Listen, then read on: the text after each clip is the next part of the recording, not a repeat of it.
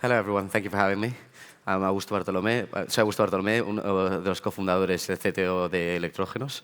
Si os parece la presentación, por eso lo haré en inglés, ya que estamos basados en el Reino Unido y ya se la entiende todo el mundo. So, Electrogenos is developing the next generation of alkaline electrolyzers, which will make green hydrogen economically viable. But to do that, we must break the $3 per kilogram barrier, and that will unlock a $1.65 trillion market by 2050. To put it into perspective, that's the size of the fashion industry today. But first, we must tackle the low-hanging fruits, if you will.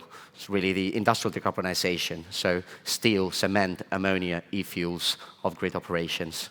For those here in the room that don't understand what an electrolyzer is or never heard of it before, that's the machine that breaks water with electricity to produce hydrogen and oxygen. And then hydrogen can be used as a clean fuel. But there's one big drawback that we must overcome first, and that's the trade-off between cost and efficiency. Electrogenos is the first startup that we know today that's been able to validate that we can break that trade-off in cost and efficiency, and we do this through our electrodes. Our electrodes have this proprietary coating that's actually twice as active as platinum.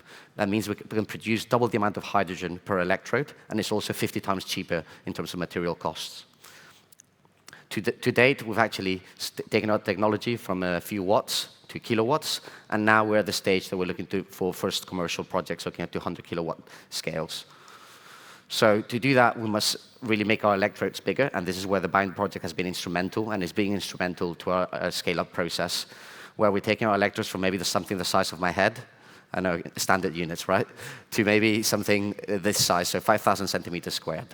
And this is no small challenge, no pun intended, but actually, we must build bigger electrolyzers, bigger stacks, large electroplating plants, and this is all being deployed right now in the UK as we speak.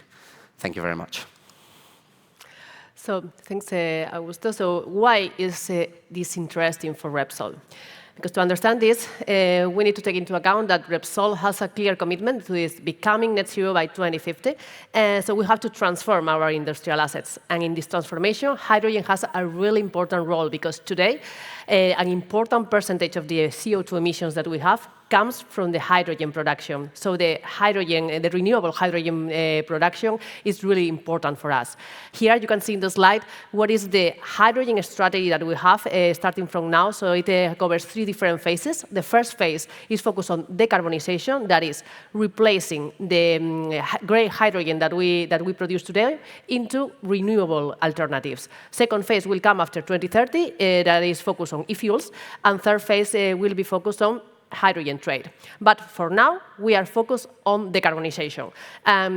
For this period, we are focusing on electrolysis, and we are now working with conventional technologies that have a lot of room for improvement. So we are looking for ways to optimize these conventional technologies, and that's why Electrogenos has an important role, because Electrogenos is second-generation alkaline electrolysis, and their components enable today an OPEX reduction. So in the end, the POC that we are developing right now is really important for us because it will help us to validate the scalability of the process in order to see if Electrogenos has a promising way to generate renewable hydrogen production.